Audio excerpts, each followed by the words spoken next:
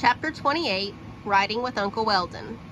On Saturday, after school starts again, Uncle Weldon parks his truck on the road in front of our house early in the morning, walks across the plank bridge, and knocks on our door. "Uncle Weldon's here," I say to my father. "Can I go?"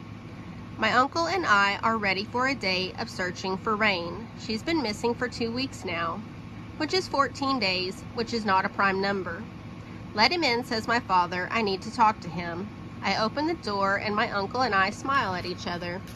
"Ready?" Uncle Weldon asks. "Ready." Just a sec. My father is standing at the sink, drinking orange juice out of the carton. "She needs to be home by 5, he says, pointing his thumb at me. "And no spoiling her with treats and ice cream." "I packed bologna sandwiches," my uncle replies. "They're out in the truck. That's what we're going to eat while Rose spends the day searching for her lost dog." My father narrows his eyes at his brother. "Is that sarcasm?" "I'm just stating the facts." All right," my father pauses. "Well, sorry I can't come with you, but I'm going to start working on the permanent bridge today." I call goodbye to him, and Uncle Weldon and I hurry out to the truck. "Do you have everything?" he asks me as I climb into my seat. "Yes." I'm carrying a folder, and in it are my lists and the map.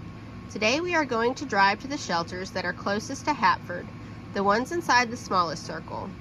I've already called all the shelters and been told that no small blonde dog with 7 white toes has been brought in, but I want to see for myself.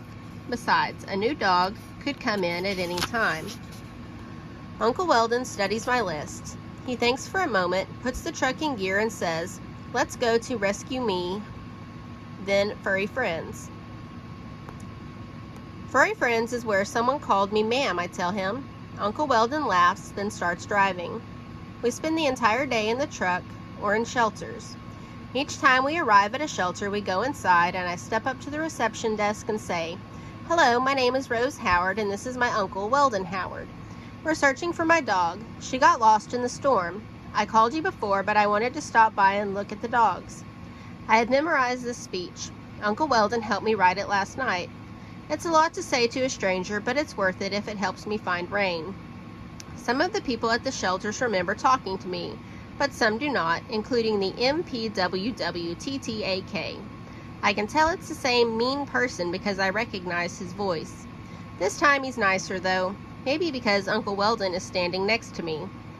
After I give my speech, someone at each shelter takes my uncle and me to check on the cages of lost or homeless dogs. We look into every cage, hoping to see Rain. We go to 4 shelters that morning, then eat our bologna sandwiches in the truck. Then we go to 6 more shelters. We do not see Rain. 10 shelters, no, rain, rain, rain. "Time to go home, Rose," says Uncle Weldon as we're leaving the 10th shelter. "I promised your father you'd be back by 5. I'm sitting in the truck with my chin in my hand, watching the road ahead. I decide not to answer." "Tired?" asks my uncle. "Yes. Let's get some ice cream." I slide my eyes to the left. "You promised my father you wouldn't buy me ice cream."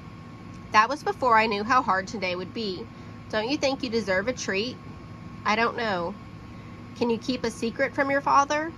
"Is that like lying?" "Maybe a little, but sometimes it's all right to reverse our decisions.